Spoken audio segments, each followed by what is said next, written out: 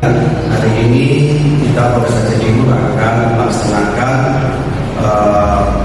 pemusnahan barang bukti narkoba dalam rangka untuk memperingati Hari Anti Narkotika Indonesia (HANI) yang siogianya diperingati setiap tanggal 26 Juni tiap tahunnya.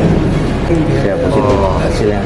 Kalau ungu berarti dia positif, jenis sabu-sabu amfetamin.